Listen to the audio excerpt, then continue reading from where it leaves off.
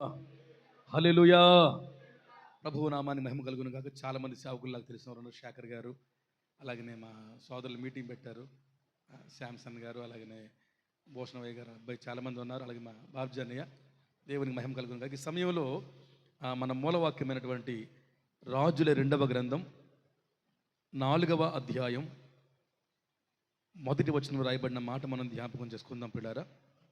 అంతటా ప్రవక్తల శిష్యులలో ఒకని భార్య, నీ దాసుడైన నా పెనిమిటి చనిపోయాడు, అతడు యెహోవా యందు భక్తి గలవాడై ఉన్నాడని నీకు తెలిసి ఉన్నది.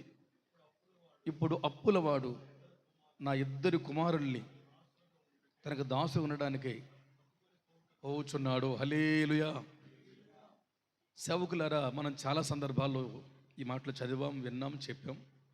ఈ రోజున మన అప్పులు తీరాలి అంటే, మన ఆత్మీయ రుణం కానీ మన భౌతిక రుణం కానీ తీరాలి అంటే, మన సంఘం దేదీప్యమానం కావాలి అంటే, పరిచర్యలో ఒక నూతన ఉజ్జీవాన్ని మనం చూడాలి అంటే, మునుపెన్నడు చూడని బలమైన కార్యాలని మనం అనుభవించాలి అంటే, ఈ రోజున ప్రాముఖ్యమైన 4 విషయాలు మీకు చెబుతాను. ఎంతమందికి అప్పులు తీరాలని ఆశ ఉందండి? ఉన్నోళ్ళే, అప్పు లేనోళ్ళేం కాదు. అప్పు ఎవరికైనా ఉంటే, అప్పులు తీరాలి అనుకుంటే, ఆమేన్, సంఘం బలపడాలి అనుకుంటే, సంఘం చేయబడాలనుకుంటే 4 ప్రాముఖ్య విషయాలు. సేవకులారా, ఇక్కడ రాయబడిన మాట ఏంటంటే, ఎలీషా దగ్గర ఒక శిష్యుడు ఉన్నాడు, చాలామంది ఉన్నారు. ఆ శిష్యుల్లో ఒకడున్నాడు, ఆయన పేరు బైబిల్లో రాయబడలేదు. అతనికి కూడా పెళ్ళయింది. ఈ పెళ్ళైన ఈ శిష్యుడికి 2 కొడుకులు ఉన్నారు. అనుకోకుండా మరి రోగమో హఠన్మరణమో తెలియదు, లేకపోతే ఆ యొక్క ఫిజికల్ టెన్షనో మెంటల్ ప్రెజరో తెలియదు, అనుకోకుండా శిష్యుల్లో శిష్యరికం చేసినటువంటి ఈ ప్రథముడు, ఈ సేవకుడు ఎలీషా యొక్క దాసుడు చనిపోయాడు. చనిపోయినప్పుడు అతని భార్య, 2 కొడుకులు ఉన్నారు. ఇప్పుడు కుటుంబం దిక్కులేని కుటుంబం అయిపోయింది.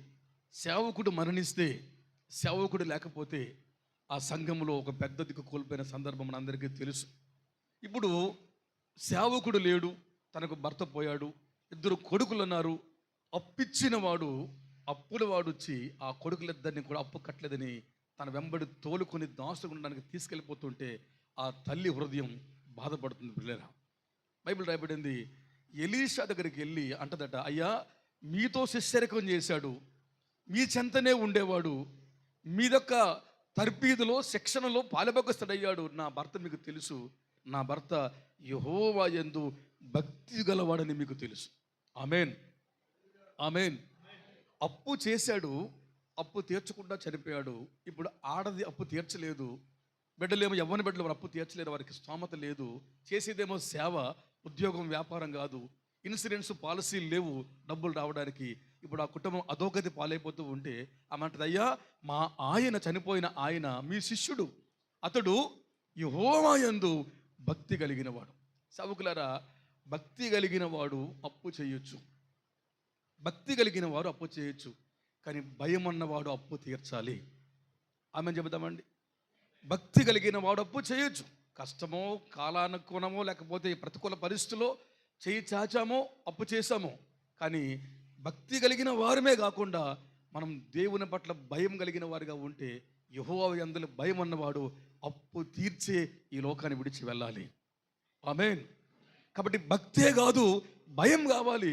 ఈ సేవకుడికి భక్తి ఉంది, భయం లేదు, అందుకే అప్పు తీర్చకుండా చనిపోయాడు. భక్తి ఉన్నోడైతే అప్పు తీరుతుడు, కానీ భక్తి అయితే ఉంది, కానీ దానికి తగ్గ భయం లేదు. అంటే ఎలా తీర్చగలను, నా స్థితిగతులు ఏంటి, ఎలా కట్టగలను, నేనేమైనా అయితే నా భార్య బిడ్డలు ఇబ్బంది పడతారన్నటువంటి భయము లేకపోవడం వలన, హఠన్మరణం వలన ఆ కుటుంబం దిక్కులేని కుటుంబం అయిపోతే, ఆ సందిగ్ధ పరిస్థితుల్లో వాళ్ళ అప్పు ఎలా తీరిందో, ఎలాగ వారు ఒడ్డుకు చేరారో, ఎలాగ వారు దీవించబడ్డారో, ఎలాగ ప్రాంతంలో వారు బలపరచబడ్డారో, ఈ రోజున మన దేవుడు కూడా మన కుటుంబాలను ఒడ్డుకు చేర్చబోతున్నాడు. దేవునికి స్తోత్రం కలుగును గాక. కొత్త వలస మండల దైవ సేవకుల ఫ్యామిలీస్ అన్నిటిని నా దేవుడు ఆవలి ఒడ్డుకు చేర్చబోతున్నాడు. సమస్యల్లో నుంచి బయటికి నెట్టివేయబోతున్నాడు. ఏ అప్పుల వాడు వచ్చి, ఏ కష్టం వచ్చి, ఏ రోగం వచ్చి ఏ ఓటమి వచ్చి మనల్ని వెంటాడుతుందో ఆ ప్రతికూల పరిస్థితుల దేవుడు రద్దు చేయబోతున్నాడు. వాటన్నిటిని నా ప్రభువు కొట్టేయబోతున్నాడు. అది జరగాలి అంటే మనం ఏం చేయాలి? మన సమస్యలు తీరి మనమున్న స్థలంలోనే మనము గెలవాలి అంటే, అప్పుల వాడు సిగ్గుపడాలి అంటే, మన రుణం అంతా కూడా పూర్తిగా భర్తీ చేయబడి మన రుణం కొట్టివేయబడాలంటే మనం ఏం చేయాలో 4 మాటలు మీకు చేపెడతాను చూడండి ఒకసారి. మొట్టమొదటిగా మన సమస్యలు పోవాలి, మనం నిలదొక్కుకోవాలి, మన కొడుకులు బాగుండాలి. ఆమె చెబుదామండి. సేవకుల పిల్లలు బాగుండాలి, సేవకుల కూతుర్లు బాగుండాలి, సేవకుల కుటుంబం బాగుండాలి, సేవకుడు గ్రామం బాగుండాలి. దేవుని సేవకుడు బాగుంటేనే దేశం బాగుంటుంది. సేవకుడు బాగోలేకపోతే దేశం కకావికలమైపోతుంది. వ్యాపారవేత్తలు బాగున్నా, విద్యావేత్తలు బాగున్నా, మేధావులు బాగున్నా అది వారికే వారి కుటుంబాలకే సొంతం. కానీ సేవకుడు బాగుంటే సంఘం బాగుంటుంది. సంఘం బాగుంటే దేశ పునాదులు దిట్టపరచబడతాయి. అందుకే బైబిల్ రాయబడింది, యెహోవా తన సేవకుల క్షమమును చూచి ఆనందించి యెహోవా అని అంటాడు కీర్తనకారుడు. మనం క్షేమంగా ఉంటే మన దేవుడు మన కొరకు ఆనందించే దేవుడు. ఈ రోజున మన బాధలన్నీ పోయి మనము కోరుకున్న రేవుకు చేరాలి అంటే, మన బిడ్డలు, మన కుటుంబాలు, మన ప్రాంతాలు, మన పరిచర్లు దేదీప్యమానమై కొండ మీద కట్టబడిన పట్టణం వలె అందరికీ వెలుగవ్వాలి అంటే చూడండి. మొట్టమొదటిగా చూద్దాం ఒకసారి. అదే రాజుల 4వ అధ్యాయం 2వ గ్రంథం 4వ అధ్యాయంలో మూలవాక్యంలో మరల చదువుదామండి. ఇప్పుడు అప్పులవాడు వచ్చి నా 2 కొడుకుల్ని తనకు దాసులు ఉండడానికి పట్టుకొని పోవడానికి వచ్చాడని ఎలీషా దగ్గరికి వెళ్ళి ఆమె మొర్ర పెట్టింది. ప్రభువు నామానికి మహిమ కలుగును గాక. సేవకుడా, ఈ రోజున family get together, family gathering ఇది. పాస్టమ్మ గారులు కూడా వచ్చారు, సేవకులు కూడా మనం ఉన్నాం. ఈ వర్తమానం చాలామంది కూడా చూస్తారు. అయితే ఒకటే సందేశం, మన బాధలు మన కష్టాలు పోయి మన బిడ్డలు బాగుండి మన పరిచర్య బాగుండి మన కన్నీళ్ళు తొడబడాలంటే మనందరమును మహాదేవునికి మొర్రపెట్టు వారము కావాలి. ఆమేన్. అప్పుల బాధలో ఆత్మహత్యలకు పోవద్దు, సమస్యల వలయంలో వెక్స్ అయిపోవద్దు, కష్టాలు నాకే వస్తున్నాయని విసుగుపోవద్దు. అలాంటి పరిస్థితులు వస్తే నేనే ఎందుకు శ్రమ పడాలని బుక్ చదవండి ఒకసారి. పాల్ యాంగేజ్ గారు రాశారు, తెలుగులో ఉంటుంది. నేనే ఎందుకు శ్రమ పడాలని ఒక బుక్ దొరుకుతుంది మనకి. పాల్ యాంగేజ్ గారి జీవితం అది. ఆ బుక్లో ఆయన ఎన్ని బాధలు పడ్డాడో, టీబీ జబ్బు నుండి, క్షయవ్యాధి నుండి ఆయన వాడబడేంత వరకు ఎన్ని అవస్థలు పడ్డాడో, ఆయన ఎందుకు పడ్డాడో, ఆయనను ఎందుకు దేవుడు అలా తీసుకెళ్ళాడో అవన్నీ అనుభవాలు రాస్తాడు. మన సేవ జీవితాలు అవి సవాలు చేస్తాయి. ఈ రోజున మనందరి బ్రతుకుల్లో మన బాధలు తీరాలి అంటే మన మనుషుల ప్రాపకం కోసం ప్రాకులాడొద్దు, మన జ్ఞానం ఉపయోగించి ప్రయత్నం చేయొద్దు. యేసు ప్రభువు వారితో శిష్యులు వెళ్తూ ఉంటే దోణి మీద తుఫాను వచ్చింది, గొప్ప తుఫాను వచ్చింది. గాలి ఉధృతంగా, ఆ వరదలు లేకపోతే ఆ యొక్క తరంగాలు ఉధృతంగా వస్తూ ఉంటే శిష్యులు తెరచాపలు దించారు, తెడ్లు వేశారు, లేకపోతే ప్రయత్నం చేశారు. రకరకాలుగా వారు విశ్వ ప్రయత్నాలు చేసి వారి జ్ఞానమంతా ఉపయోగిస్తే అది వారి చేత కాకపోయింది. యేసయ్యను లేపితే అని ఒక మాట సెలవేయగానే గాలి సంద్రం నిమ్మలనంగా మార్చబడింది. ఆమేన్. ఈరోజున మన ప్రయత్నాలు మనల్ని ఒడ్డుకు చేర్చవు.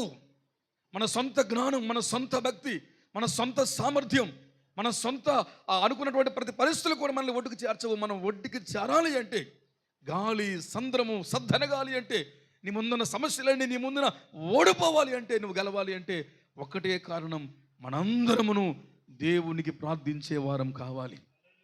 ఈమెకు కూడా కుటుంబం ఉండే ఉంటుంది, వీళ్ళ ఆయనది కూడా అదే ఊర్లో లేదా పక్క ఊర్లో ఇల్లు అయ్యి ఉంటుంది. మరొక మాట ఏంటంటే, ఈమెకి ఇల్లు ఉందండి, ఇల్లు అమ్మేసి అప్పులు తీర్చవచ్చు.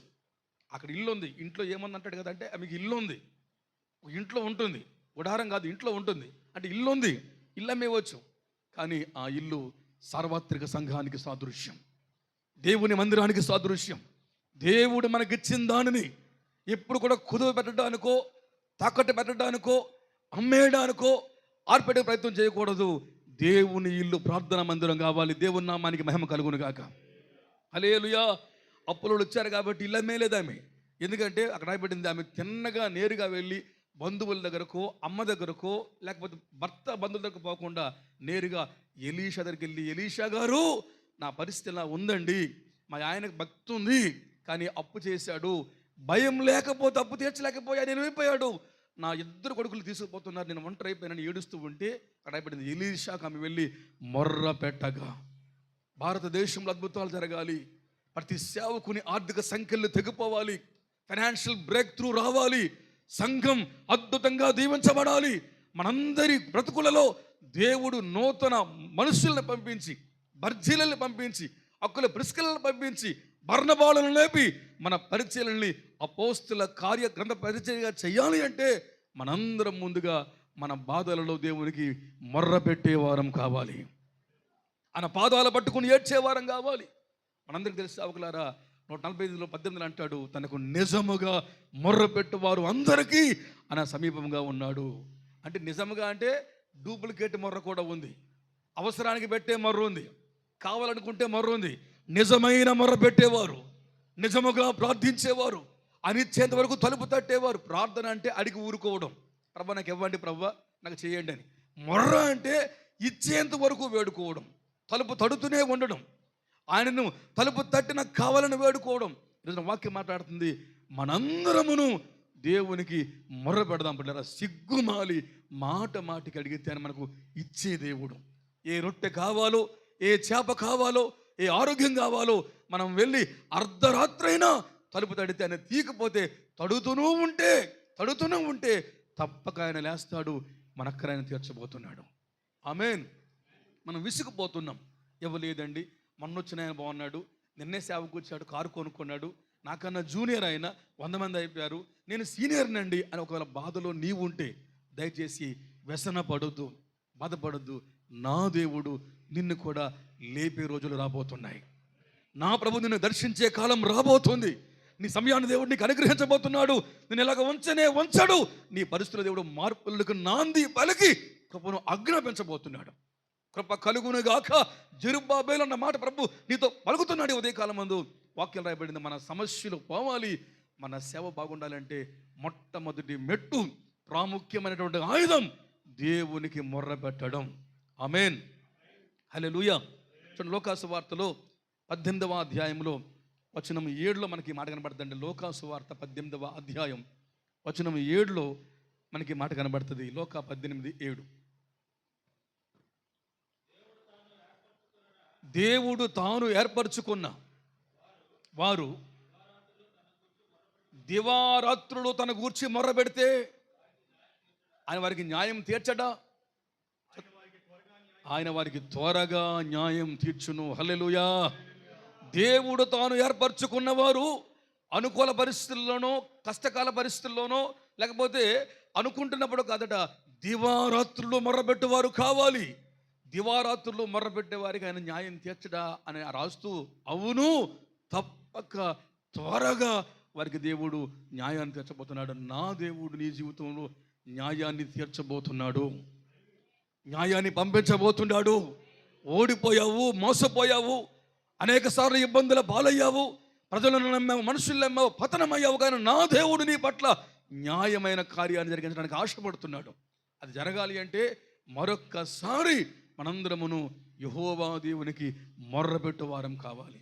ఏ బాధలో నీవు ఉన్నావో, ఏ ఆర్థిక సంక్షోభంలో ఉన్నావో, ఏ ఆత్మీయ లేకపోతే నిర్జీవంలో, నిస్సత్వంలో ఉన్నావో, అవి తొలగిపోవడానికి ఏకైక మూల కారణం మన ప్రయత్నాలు కాదు, మన పనితనం కాదు, మన యొక్క ప్రయాస కాదు, కేవలం ప్రార్థనే పరిస్థితులు మారుస్తుంది, ప్రార్థనే స్థితిగతులను మారుస్తుంది. ఎంతగా మనం మోకాల్లోని మనుషుల దగ్గర చెయ్యి చాపకుండా యెహోవా చెంతకు వచ్చి మనం కన్నీరు కారుస్తామో, మన ప్రతి కన్నీటి బొట్టును ఆయన కవిలలో దాచుతాడు, ప్రతి బొట్టును లెక్క పెడతాడు. ఆ బుడ్డి నిండగానే ఆయన నీ కొరకు లేచి వచ్చి నిన్ను తప్పక కరుణింతును. ఎఫ్రాయిమూ, నేను నిన్ను తప్పక కరుణిస్తాడు. ఆమేన్, హల్లెలూయా. మన సంక్షోభాలు పోవాలి, ఆర్థిక చిక్కులు పోవాలంటే ఒకటి, మనం దేవునికి మొర్ర పెడదాం. ప్రతి పాస్టర్ గారు మొర్ర పెట్టి అనుభవాలను పొందుకొని తీరాలి. మనం దాన్ని విడిచిపెట్టకూడదు. ప్రభువుని అడగాలి, సిగ్గుమాలి అడగాలి. ఈ ప్రాంతాలను ఇవ్వండి, ఈ మండలాలను ఇవ్వండి, ఈ గృహాలను ఇవ్వండి, ఈ నాస్తికులను ఇవ్వండి, వీరిలో మార్పులు తండ్రి అని మనమే చేతులు అర్జించి ప్రభువుని యాచించే వారం కావాలి. ప్రార్థన లేకుండా పరిచర్యకు పునాదులు ఉండవు. ప్రార్థన లేని సంఘం కుప్పకూలిపోతుంది. డబ్బుతో కట్టబడిన సంఘాలు, జ్ఞానంతో డిగ్రీతో కట్టబడిన పరిచర్యలు ఒక రోజున గాలి వాన వరదలు వస్తే కుప్ప కూలిపోతాయి. ఏ పరిచర్య అయితే బండ మీద ప్రార్థన పూర్వకం కట్టబడుతుందో ఆ సేవే ప్రభు కోసం నిలబడుతుంది. దేవుని నామానికి మహిమ కలుగును గాక. ఒకటవదిగా మనం ప్రార్థన చేద్దాం, మన సమస్యలు తీరుస్తాడు. రెండవదిగా అదే 4వ అధ్యాయంలో మూలవాక్యంలో వచనం 2 అండి. వచనం 2, ఎలీషా నా వలన నీకు ఏం కావాలి? ఆమెన్ చెబుదామండి ఒకసారి. ఆమె గట్టి ఆమెన్. మనం ప్రభువుకు ప్రార్థిస్తే ప్రభువు నాకెందుకమ్మా చెప్తావు, మీ ఆయన సంగతి చెబుతావేంటి, నీ బిడ్డలు పోతే పోనీ అమ్మా, నాకేం కష్టం అనలేదు. అమ్మా నా వలన నీకు ఏం కావాలి? అవును, నా ప్రభు అంటున్నాడు, ఓ సేవకుడా నా వలన నీకు ఏం కావాలి? ఆమెన్ చెబుతామండి. నా వలన నీకు ఏం కావాలి? ఈ మనస్సులో అడగండి, నోరు తెరిచి అడగండి, హృదయపూర్వకంగా అడగండి. నా వలన మీకు ఏం కావాలి? నన్నేం చేయమంటావో చెప్పమ్మా. రాజుగారికి చెప్పాలా, లేకపోతే ప్రభుత్వానికి చెప్పాలా, అధిపతులకు చెప్పాలా, ఇంకేదైనా సహకారం కావాలా? అడుగమ్మా, నాకు నేనేం చేయగలను చెప్పమ్మా అని అంటే ఆమె అంటది, ఏం లేదయ్యా, నా నా నా సమస్యలు తీరాలి అంటే అని అంటాడమ్మా, నీ ఇంటిలో ఏమి ఉన్నదో నాకు తెలియ చెప్పమ్మా. నీ ఇంట్లో ఏముందో నాకు చెప్పమ్మా. నా వల్ల ఏం కావాలో చెప్పు, దాంతోపాటు నీ ఇంట్లో ఏముందో చెప్పు. హల్లెలూయా. నా వల్ల ఏం కావాలో చెప్పు, నీ ఇంట్లో ఏముందో చెప్పు. అంటే మా ఇంట్లో అది ఉందండి, ఇది ఉందండి నీ హిజ్కియాలాగా శత్రువులు తీసుకెళ్ళి సామాన్లు చూపెట్టలేదు, డాంబికానికి పోలేదు, గొప్పతనానికి పోలేదు, అహంభావానికి పోలేదు. ఆమె ఏం చేసిందంటే అక్కడ వాక్యం రాయబడింది, అయ్యా నా ఇంటిలో నూనె కొండ తప్ప మరేమీ లేదని చెప్పాను. నూనె కొండ తప్ప మరి ఏమీ లేదని అతనితో చెప్పింది. అతడు కూడా దాన్ని నమ్మినాడు. నా ఇంట్లో నూనె కొండే ఉందయ్యా, మా ఆయన ఏమీ సంపాదించలేదు, విశ్వాసంతో మేము బతికామయ్యా, నూనె కొండ మాత్రం ఉంది, ఆ కొండ నిండా నూనె మాత్రమే ఉంది, అది ఒకటే కొండ ఉంది, మరి ఏమీ లేదు అని చెప్పింది. సేవకుడా మన పరిస్థితుల్లో మార్పులు రావాలంటే మనం మొర్ర పెట్టేవారం కావాలి. 2, సేవకుడా మన ఇంటిలో మన సంఘములో పరిశుద్ధాత్మతో మనకు అనుబంధం ఉండాలి. పరిశుద్ధాత్మతో అనుబంధం ఉండాలి. ఈ నూనె కొండ పరిశుద్ధాత్మ శక్తికి సాదృశ్యం. ఈ నూనె కొండ పరిశుద్ధాత్మన అనుభవానికి సాదృశ్యం. సేవ దీవించబడాలి అన్నా, ఇల్లు దీవించబడాలి అన్నా, మన దేహం బాగుండాలి అన్నా, మనం వెళ్ళే చోట అద్భుతాలు ప్రభువు చేయాలి అన్నా, దయ్యములు పోవాలి అన్నా, రోగాలు పోవాలి అన్నా, ఒక్కటే మూల కారణం ప్రార్థన ఎంత ముఖ్యమో, రెండవదిగా పరిశుద్ధాత్మని సహవాసం కూడా అంతే ప్రాముఖ్యం. ఈరోజున పరిశుద్ధాత్మని సహవాసం లేకుండా పోతుంది. బైబిల్లో మనందరికీ తెలుసు, కొండల కోసం ఓటి కొండ ఉంది. కీర్తనలో పగిలిపోయిన కొండ ఉంది. చెరువుకి వెళ్ళి నీళ్ళు పట్టుకొస్తే నీ ఖాళీ కొండ ఉంది. సమరయ స్త్రీ విడిచిపెట్టిన పాపపు కొండ ఉంది. ఇంకా యేసుప్రభు కాలంలో శిష్యులు వెళితే నీళ్లు మోసే కొండ ఉంది. ఇన్ని కొండల బైబిల్లో ఉన్నాయి. కానీ ఇది ఓటె కొండ కాదు, పగిలిన కొండ కాదు, నీళ్ళ కొండ కాదు. ఇది ఏ కొండ అంటే ఇది నూనె కొండ. ఆమేన్, ఆమేన్. ప్రతి సేవకుని ఇంట పరిశుద్ధాత్మ అనుభవాలు ఉండాలి. ప్రతి సేవకుని ఇంటిలో పరిశుద్ధాత్మ శక్తి ప్రవహించాలి. అది కొద్ది మందే ఉన్నామా, సంఘం తక్కువ, మనం సమస్యల్లో ఉన్నామా, అప్పుల వాళ్ళు వచ్చారా, ఏ పరిస్థితులు ఉన్నా మన ఇంటిలో కొండకు చిల్లు పడకూడదు, మన ఇంట్లో కొండకు రంధ్రం పడకూడదు, మన ఇంట్లో కొండ నూనె బయటికి పోయి వృధా కాకూడదు. మన ఇంట్లో కొండలో నూనె వృద్ధి చెందాలి. ఆమేన్. ప్రవహించేది కావాలి, అందరిని తాకేది కావాలి. అలాంటి పరిశుద్ధాత్మ అనుభవాలు ప్రతి ఇంటిలో ఉండాలని ప్రభువు కోరుతున్నాడు. పరిస్థితులు మారిపోవాలని ఆశ మనకు ఉంటుంది.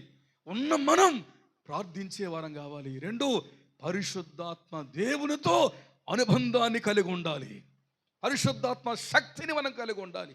నీ ఇంట్లో ఏముందమ్మా అంటే చెప్పమ్మా అంటే ఆ మాట ఈ మాట చెప్పలేదు. ఒకటి చెప్పింది, మా ఇంట్లో నూనె కుండ తప్ప మరి ఏమీయో లేదు, నూనె కుండే ఉంది. అవును దైవజనమ, మనందరము కూడా పరిశుద్ధాత్మ శక్తి మరొకసారి నింపబడదాం. ప్రారంభ దినాల్లో సేవకుచిన కొత్త రోజుల్లో మనం భాషలతో మాట్లాడాం, దర్శనాలు చూచాం, ప్రవచనాలు చెప్పాం. మనం ప్రార్థిస్తే దయ్యాలు పోయాయి, రోదనతో ఏడుస్తూ ఉంటే ఆశ్చర్యాలు ప్రభువు చేసేవాడు. కానీ ఈ రోజున మనం బలపడ్డాం, చర్చిలు కట్టుకున్నాం, ఇల్లు కట్టుకున్నాం, కార్లు కొనుక్కున్నాం, బళ్ళు కొనుక్కున్నాం, కడుపు నిండా తింటున్నాం, తెల్లబట్టలు వేసుకుంటున్నాం. ఇంత వచ్చిన తరువాత ఆ ప్రారంభ దినాలు మనం మర్చిపోయినాం. మరొక్కసారి మరలా మనం పరిశుద్ధాత్మ అభిషేకంతో నింపబడే వారం కావాలి. దేవుని నామానికి మహిమ కలుగును గాక. హల్లెలూయా. మనందరము కూడా శక్తితో తాకబడాలి. మన సేవల మీదకు, మన కుటుంబం మీదకు దైవాత్మ దిగి రావాలి. షకేనా మహిమ మన కుటుంబాలని ఆవరించాలి. మన సంఘముల మీదకు దేవుని ఆత్మ ప్రస్ఫుటంగా ప్రత్యక్షపరచబడాలి. ఈరోజున సంఘాల్లో మనం కూర్చుంటున్నాం. వచ్చిన వారు వస్తున్నారు, వెళ్ళిపోతున్నారు. స్వస్థతలు నిలిచిపోయినాయి, అద్భుతాలు ఆగిపోతున్నాయి. కారణం దేవునికి చేతకాక కాదు, మన పరిచర్య విధానం కుంటుబడి. బెతస్తా కోనేరు దగ్గర రోగులు ఉంటే దూత వచ్చి నీళ్లు కదిపితే ఎవడు ముందు దిగుతాడు వాడు బాగుపడేవాడు. ఎంత వ్యాధి ఉన్నా బాగుపడేవాడు. ఈరోజున దూత రావటం లేదు, ప్రభువు సంచరించటం లేదు, ప్రభువు మన జీవితాల మధ్యకి రావటం లేదు. ఈ బెతస్తా కోనేరులో, సార్వత్రిక సంఘములో, మన గృహాలలో, మన పరిచర్యలలో, మన సంఘాల్లో మరొక్కసారి రోగులు బాగుపడాలి, పాపులు మారాలి అంటే దూత కిందకు దిగి రావాలి.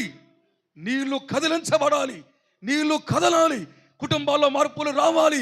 ఒక మూవింగ్ మనం అందించే వరం కావాలి. ఒకటి మొర్ర పెట్టింది, రెండు పరిశుద్ధాత్మ అనుబంధాన్ని కలిగి ఉంది. భర్త లేడు కదా అండి, ఏమీ సంపాదించలేదు. మరలా చెప్తున్నాను, సేవకురాలు కూడా దేవుని సేవలు, సేవకుడు సేవ కోసం ఆలోచిస్తాడు, వేరే ఆలోచన సేవకునికి ఉండదు. కాబట్టి ఎట్టి పరిస్థితుల్లో ఆయన పనిచేసేవాడిని దేవుడు కించపరిచే దేవుడు కాడు, అన్యాయం చేసేవాడు కాడు. బైబిల్ రాయబడింది, వారి నీతిమంతుల సంతానం భిక్షమెత్తుకోదు, వారు విడబడరు, వారు దినమెల్లా దయాళరై. అప్పు ఇచ్చే పరిస్థితుల్లో దేవుడు మనల్ని తీసుకొస్తాడు. హల్లెలూయా. అప్పు తీసుకునే స్థితిలో ఉన్నటువంటి ఆ కుటుంబాన్ని దేవుడు ఎలా దీవించడం చూపెడతాను నేను. ఒకటి మొర్ర పెట్టారు, రెండు పరిశుద్ధాత్మ అనుబంధాన్ని కలిగి ఉన్నారు. చూడండి ఒకసారి రోమాపత్రికలో 8వ అధ్యాయంలో, రోమాపత్రిక 8వ అధ్యాయంలో వచనం 9 అండి. రోమా 8:9 అండి. దేవుని ఆత్మ మీలో నివసిస్తే కారు, ఎవడైనా క్రీస్తు ఆత్మ లేనివాడైతే వాడు ఆయన వాడు కాడు. ఆ పరిచర్య ప్రభువుకి ఇష్టం కాదు. క్రీస్తు ఆత్మ మనలో నివసించాలి, మహిమా స్వరూపి ఆత్మ మనలో నివసించాలి. యేసుని ఏ పరిశుద్ధాత్మ దేవుడి మీదకు లేపినాడో అదే ఆత్మానుభవం కలిగిన కొండ మన కుటుంబాల్లో ఉండాలి. ఆ కొండ ఉంటేనే మన కుటుంబాల్లో ప్రతి సమస్యలు కూడా పరిష్కారం చేయబడతాయి. ఒకే కొండ కుటుంబాన్ని మార్చింది, ఒకే చిన్న కొండ గ్రామాల్లో ఉద్యమం ఇచ్చింది, ఒకే చిన్న కొండ తల్లికి కొడుకులకి విముక్తి ప్రకటించింది. ఆ చిన్న కొండే దేవుడు ఎంత గొప్పోడో ఆ ప్రాంతానికి తెలియజేసింది. ఆ కొండే పరిశుద్ధాత్మ దేవుడు.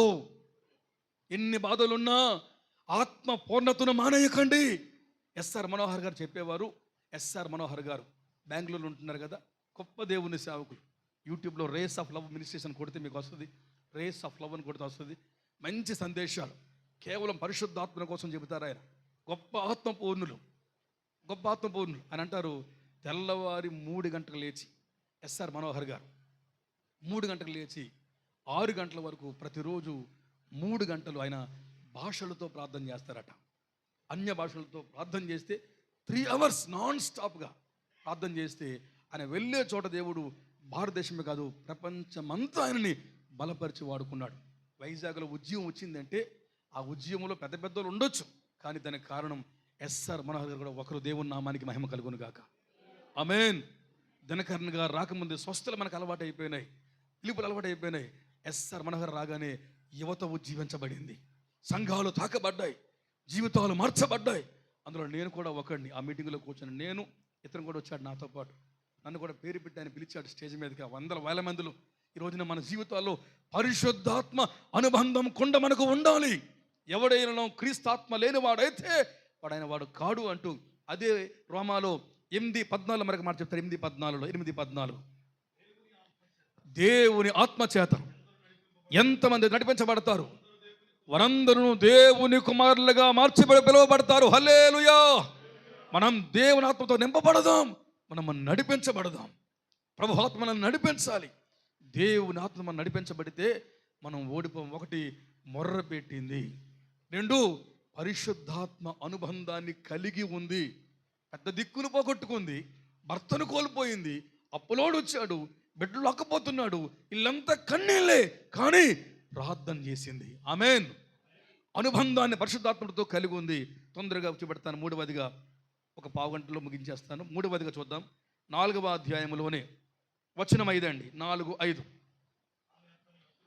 ఆమె ఎలీషా దగ్గర నుంచి వెళ్ళిపోయి తానును, వచనం 4 కూడా, వచనం 3:4 అండి. 3:4. అతడు బయటికి వెళ్ళమ్మా, ఇరుగు పొరుగు వారి దగ్గరికి వెళ్ళమ్మా. హల్లెలూయా చెబుదామండి. నేను తొందరగానే వదిలేస్తాను, వినండి. అమ్మా, నువ్వు అర్జెంటుగా నువ్వు వెళ్ళి ఇరుగు పొరుగు దగ్గరికి వెళ్ళి ఏమన్నాడు? ఎరువు తీసుకురామ్మా, వట్టి పాత్రలో పట్టుకురామ్మా. అవును, 150 కోట్ల మంది ఉన్నారు దేశంలో. వారు వట్టి పాత్రలు. యేసు లేని వారు ఉన్నారు, నాస్తికులు ఉన్నారు, ప్రభు అంటే గిట్టని వారు, పడని వారు ఉన్నారు. 800 కోట్ల మంది ప్రజలలో ఎన్నో కోట్ల పాత్రలు, వట్టి పాత్రలు. ఆ పాత్రలు గట్టి పాత్రలు అవ్వాలంటే నీవు నీ నడుము కట్టుకోవాలి. ఆమేన్, హల్లెలూయా. ఆ పాత్రలు వర్ధిల్లాలి అంటే మన ఇంటిలో నూనె కొండ ఉండి తెరాల్సిందే. మన సంఘములో నూనె కొండ ఉంటే 100 మంది అక్కర్లేదండి. ఆ నూనె కొండే ప్రపంచాన్ని సృష్టిస్తుంది, చరిత్రను తిరగరాస్తుంది. అమ్మ, నువ్వు వెళ్ళమ్మా, ఇరుగు పొరుగు దగ్గరికి వెళ్ళమ్మా, వట్టి పాత్రలు ఎరుగుతే అమ్మా అని చెబుతూ ఎరుగుతే అమ్మా. అప్పుడు నీవు ఇంటిలోనికి వెళ్ళి నీవు నీ కొడుకులు తలుపులు వేసుకొని పాత్రలన్నింటిలో నూనె పోసి నిండిని ఒక తట్టు ఉంచండి. ఆమె చెబుదామండి. ఆమె చెబుదాం. నిండినవన్నీ నీవు నీ కొడుకులు తలుపులు వేయండి. సంఘము లోకం ఎప్పుడు మెర్జ్ కాకూడదు. సంఘం ఎప్పుడు కూడా లోకానికి ప్రత్యేకించబడాలి. మనం ఎక్లేషియాగా పిలువబడాలి. ఆదిమ కాలంలో భక్తులు ఈ బోధన బోధించారు. ఈ రోజుల్లో ఆ బోధనలు లేకుండా పోయాయి. అందుకని కొన్నిసార్లు సంఘాలు నిండలేకపోతున్నాయి. ఎందుకంటే మనం నిఖార్సుగా బోధిస్తే, నిక్కచ్చిగా బోధిస్తే, సత్యవాక్యం బోధిస్తే దురదచూలో ఉన్న దాన్ని జీర్ణించుకోలేరు. ఇలా ఉండాలి అంటే కదా బాధపడతారు. కానీ వాక్యం అంటుంది, పిల్లరా, ఎప్పుడైతే నువ్వు వెళ్ళమ్మా, నూనె పోసేమనలేదు, నువ్వు నూనె పోసే ముందు నీ ఇంటి తలుపులు ముయ్యాలి. ఈ తలుపులే నిబంధనకు సాదృశ్యం. ఈ తలుపులు లోకాన్ని చూడని నైజానికి సాదృశ్యం.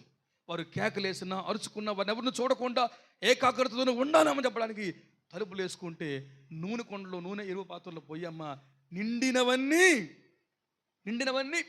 ఒక తట్టు పెట్టమ్మా అన్నాడు. Amen, amen చెబుదామండి. నిండినవన్నీ ఒక తట్టు, నిండనివి ఏమైనా ఉంటే మరొక తట్టు. విందామండి ఒక నిమిషం. నిండినవన్నీ ఒక తట్టు పెట్టండి, నిండకుండవన్నీ ఒక తట్టు పెట్టండి చెప్పాడు. పిల్లల నిండిన కొండలను తీసుకెళ్ళడానికి యేసు రాబోతున్నాడు. ఆమె చెబుతాం. నిండిన కొండల కోసం యేసు రాబోతున్నాడు. నిండిన కొండల భూలోకంలో ఉండిపోతాయి. నువ్వు నిండుతావా, నిండుకు ఉండిపోతావా? నిండిన కొండల ఒక తట్టు ఉండాలి. గొర్రెలను మేకలని ప్రభు వేరు చేయబోతున్నాడు. నిండినవి వేరు చేయబోతున్నాడు. ఈ రోజున మనము నిండే కొండలుగా మారాలి. హల్లెలూయా. వెంటనే ఆ మాట చెప్పాడు. నిండినవన్నీ ఒక పక్క ఉంచమ్మని చెప్పాడు. చెప్పగానే వచనం 5లో ఆ ఎలీషా దగ్గర నుంచి వెళ్ళిపోయి తానును కొడుకులను లోపల తలుపులు వేసుకొని కుమారులు తెచ్చిన పాత్రలో నూనె పోసెను. పాత్రలని హల్లెలూయా చెబుదాం. హల్లెలూయా. తాను కుమారులు ఇంట్లోకి వెళ్ళిపోయి తలుపులు వేసుకొని ఈ నూనె కుండ తీసుకొని పాత్రలో పోస్తున్నారు. అమ్మా, మన నూనె ఎందుకు అవ్వగొట్టడం, అది అమ్ముకుంటే 5 రోజులు మనం తినొచ్చు కదమ్మా, నాన్న కూడా లేడు కదమ్మా అని వారనలేదు.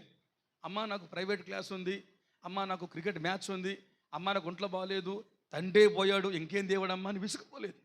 ఆ 2 కొడుకులు అక్కడ అయిపోయింది. వారు వెళ్ళి బయటకు వెళ్ళి పాత్రలు తెచ్చారు.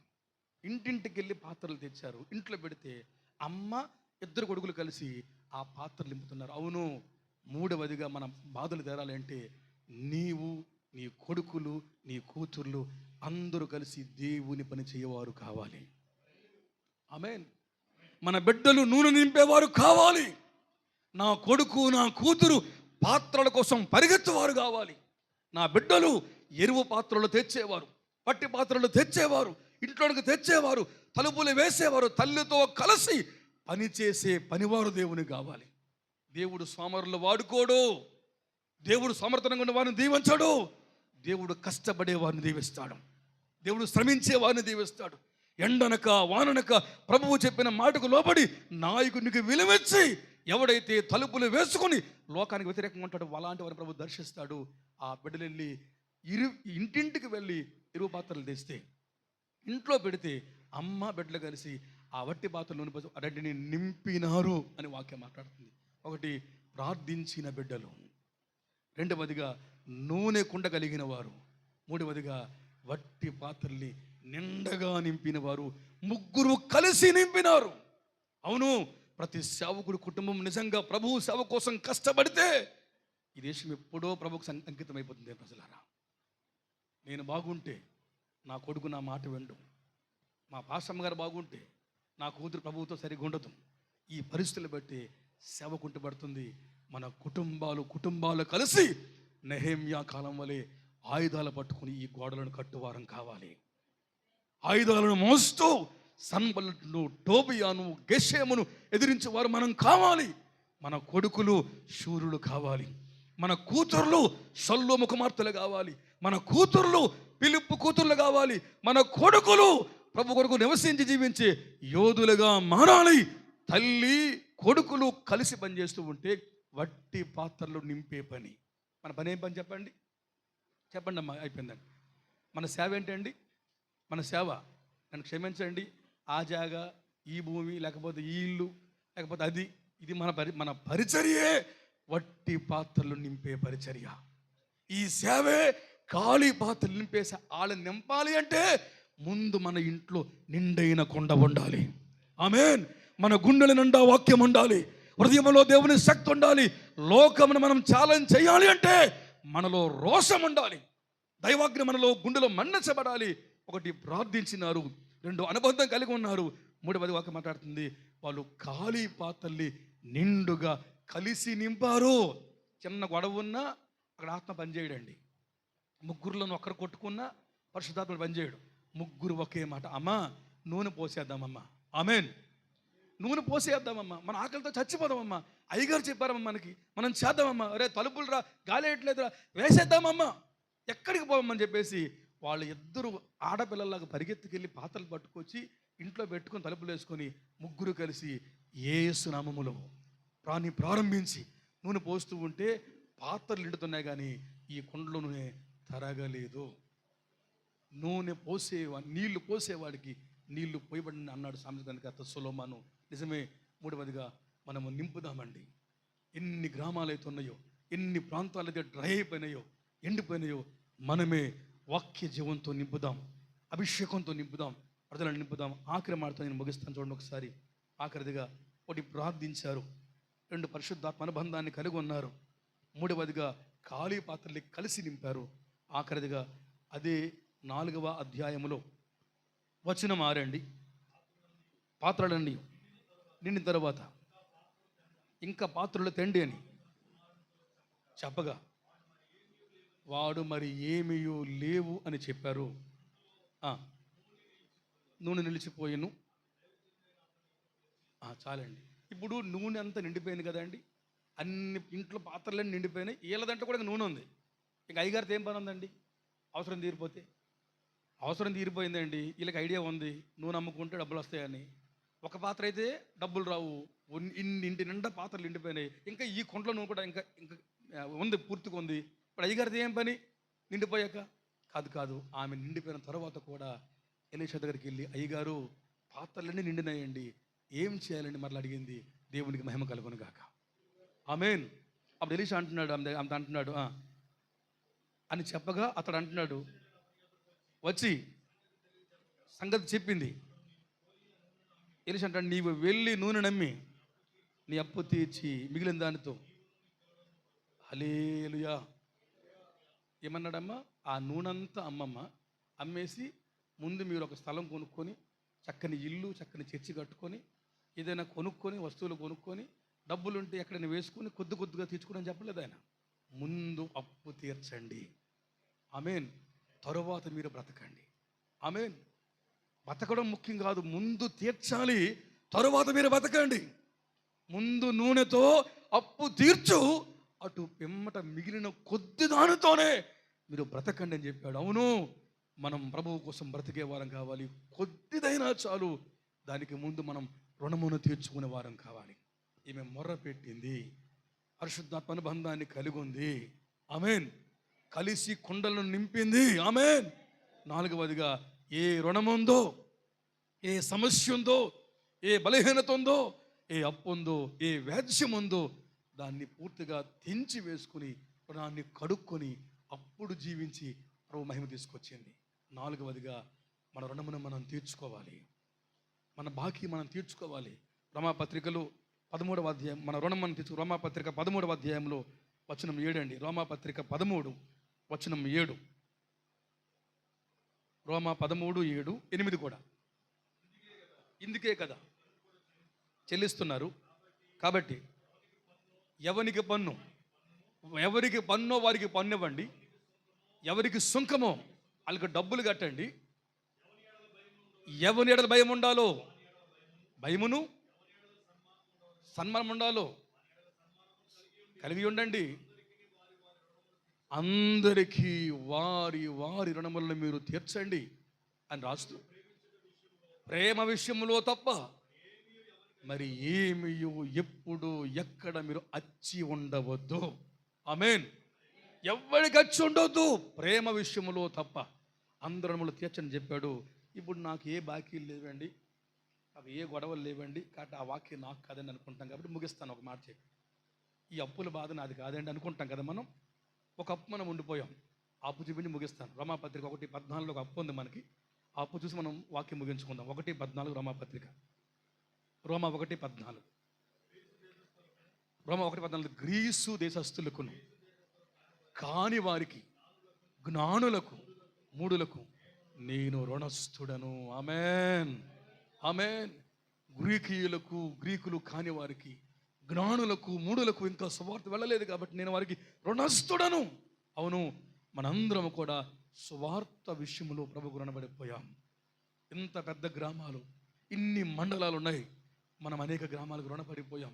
ఇంకా యేసు ఎవరో తెలియని గ్రామాలు, కొన్ని వేల గ్రామాలు మన భారతదేశంలో ఉన్నాయి.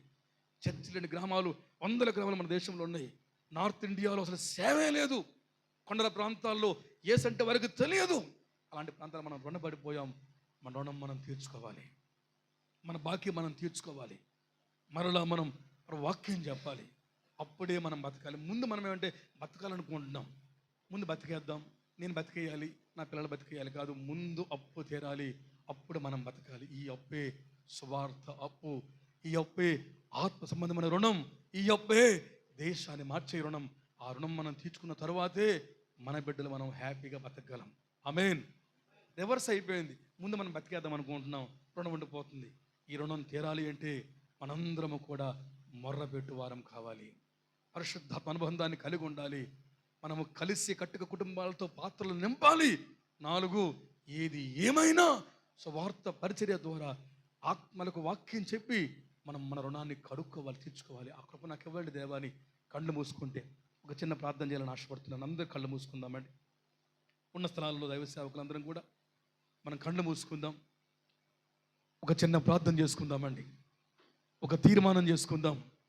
కొత్త వలస మండల ఫ్యామిలీ సహవాస కూడికలు నా ప్రభువు నీతో మాట్లాడుతున్నాడు. ప్రవక్తల శిష్యులలో ఒకడు, యెహోవా అంటే భక్తి ఉన్నవాడు, అప్పు చేసి చనిపోయాడు. భయమే ఉంటే అప్పు తీర్చుకునే మార్గాన్ని చూపెడుతుడు. చనిపోయాడు. కుటుంబం దిక్కులేనిది. 2 పిల్లలను అప్పులవాడు తీసుకోవడానికి ఇంటికి వచ్చి గొడవ పడుతున్నాడు. ఆ తల్లి శోకతప్త హృదయంతో ఏడుస్తుంది. దిక్కులేని పరిస్థితుల్లో తల్లి తలడిల్లిపోతుంది. సేవకుడా, ఏడుస్తూ వచ్చావా? సేవకురాలా, కొడుకుల జీవితాల కొరకు, బిడ్డల బ్రతుకుల కొరకు, పరిస్థితుల ప్రతికూలమై ఆశలు అడగంటిపోయి ఏమీ లేక ఓడిపోయి వచ్చావా? ఈ సహవాస కూడికలో సమస్యలు వెంటాడుతూ ఉంటే, బాధలు వెంటాడుతూ ఉంటే, తిట్టేవారు తిడుతూ ఉంటే, ఆదుకునేవారు లేక ఏకాకి వైపోయి ఎవరికి చెప్పుకోలేక ఉదయకాలపు కూడికలో వెక్కి వెక్కి ఏడుస్తూ కూర్చున్నావా? మీ పరిస్థితుల్లో మార్పులు రావాలి అంటే మనుషుల ప్రాపకం వద్దు, ప్రయత్నాలు వద్దు, మన ప్రయాసాలు వద్దు. మన బ్రతుకుల్లో మార్పులు రావాలంటే మనం దేవునికి మొరపెడదాం, దేవునికి పరిస్థితిని చెబుదాం. అంతేకాదు మన కుటుంబాలలో, మన గృహాలలో, మన సంఘాలలో పరిశుద్ధాత్మ నూనె అనుభవాలను కలిగి బతుకుదాం. పరిశుద్ధాత్మకు ఆటంకంగా ఉండొద్దు. ఆత్మ సంబంధమైన అనుభవాలను మనం ఆర్పేయవద్దు. మనం ఆత్మ పూర్ణులుగా మార్చబడి నూనె కొండను కలిగి ప్రవహించని పోల మనం ముందుకు వెళ్దాం. తలుపులు వేశారు, 2 కొడుకులు బయటికి పరిగెత్తారు. ఇంటింటికి వెళ్ళి చేయి చాపి, అమ్మా పాత్ర కావాలి, అయ్యా పాత్ర కావాలని చేతులు చాపి అడిగి వట్టి పాత్రలు పట్టుకొచ్చి వాటిని నింపుతున్నారు. నీ కొడుకులు, నీ కూతుర్లు, మీ ఆయన, మీ ఆవిడ, మన కుటుంబాల మొత్తము కలిసి సంయుక్తంగా దేవుని పనిలో పాత్రలు మనం నింపేవారం కావాలి. మనం పరుగులెత్తాలి, గ్రామాలకు వెళ్ళాలి, ఊర్లలోనికి వెళ్ళాలి, మిషన్ ఫీల్డ్స్ లోని వెళ్ళాలి. మనమే బట్టి పాత్రలు పట్టుకొచ్చి నింపేవారం కావాలి. అంతేకాదు, నూనె నిండిపోయింది, ఇల్లంతా సమృద్ధిగా ఉంది, అమ్మేసుకొని జల్సా చేయలేదు, అమ్మేసుకొని సుఖం అనుభవించలేదు. అమ్మేసి అప్పు తీర్చిన తరువాతే బతకాలనుకున్నారు. సేవకుడా, మనం బతకాలి అంటే అప్పు తీరాలి. ఈ అప్పే సువార్త చెప్పని రుణం, ఈ అప్పే వాక్యం చెప్పకుండా ఉండిపోయిన రుణం, ఈ అప్పే ఇంకా 100 మంది జీవితాలలో యేసు లేని ఒంటరితనం. వాళ్ళందరూ వాక్యం వినాలంటే అయ్యో సువార్త ప్రకటించాల్సిన భారం నా మీద ఉంది అని పౌలు ఏడ్చినట్లుగా ఒక్కసారి 2 చేతులు పైకెత్తి, దేవా, ఆత్మీయంగా నేను నా మండలానికి, నా గ్రామానికి, నా పక్క ఊరికి ఇంక రుణపడిపోయాను ప్రభా. ఇంకా కొన్ని గ్రామాల్లో నేను నా సువార్త చెప్పలేకపోయాను, నీ మాటలు అందించలేకపోయాను. నేను రుణస్తుని ప్రభా. భౌతికంగా నాకు అప్పు లేదు లేనా, కానీ ఆత్మ సంబంధంగా నేను బాకీ పడిపోయాను ప్రభా. నా రుణం తెచ్చుకునే అవకాశం నాకు ఇవ్వండి దేవా అని ఒక్కసారి చేతులు పైకెత్తి పౌలు వలె మనందరం ప్రార్థిద్దాం. ప్రభా, నన్ను వాడుకో దేవా అని. హల్లెలూయా, హల్లెలూయా, హల్లెలూయా. అందరం ప్రార్థన చేద్దామండి. స్తోత్రం, స్తోత్రం, స్తోత్రం, స్తోత్రం, స్తోత్రం, స్తోత్రం. అందరూ ఒకసారి స్వరమెత్తి ప్రభువుని కనపడదాం. హల్లెలూయా, హల్లెలూయా, హల్లెలూయా, హల్లెలూయా, హల్లెలూయా.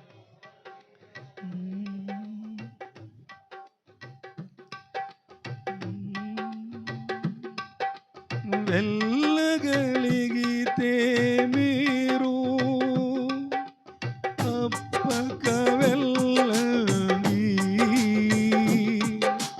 వెళ్ళలేకపోతే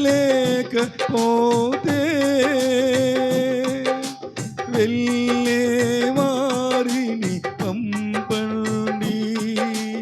ఎవరైనా మీలో ఒకరైనా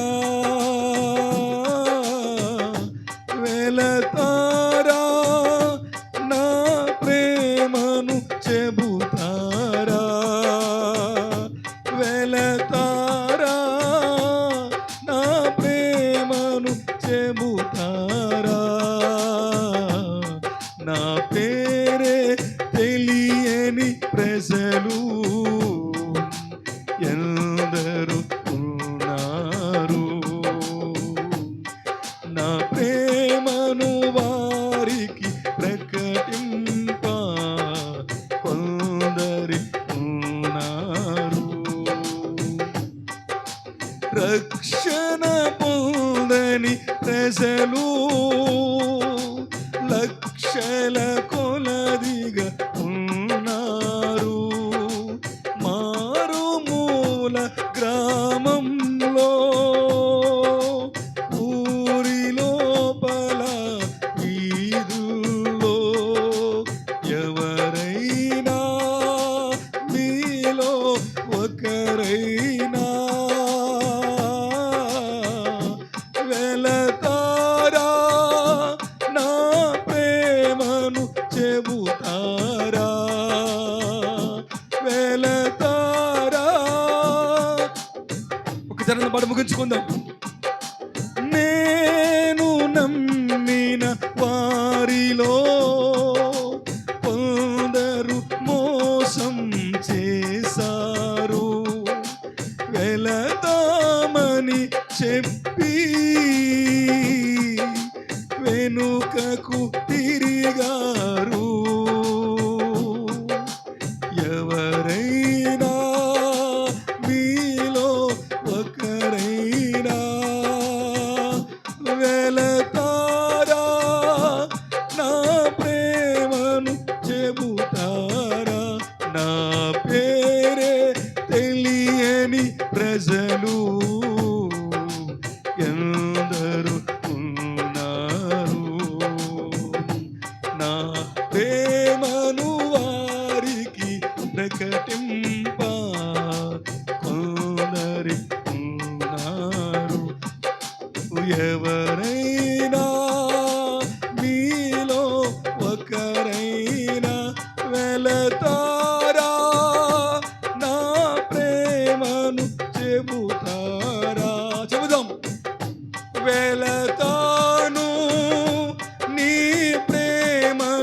చెబుతాను, వెళతాను నీ ప్రేమను. ప్రేమ కలిగిన యేసయ్య, విన్న నీ మాటలు మాలో ఫలభరితం చేసి మా గుండెలను మండించి ఏ రుణమైతే మేము కుండిపోయామో ఆ రుణమును తీర్చుకొని అటు వెంబటే బతుకు మాకిచ్చి అద్భుతాలు మీరు చేయమని, గొప్ప విముక్తిని దయచేయమని, విధాసుల కుటుంబాలందరినీ మెండుగా దీవించి గొప్ప ఫైనాన్షియల్ స్పిరిచువల్ బ్లెస్సింగ్స్ అనుగ్రహించి ఈ కార్యం మీరే జరిగించవలసిందిగా యేసు నామములో వేడుకుంటూ ప్రార్థన చేస్తున్నాము తండ్రి.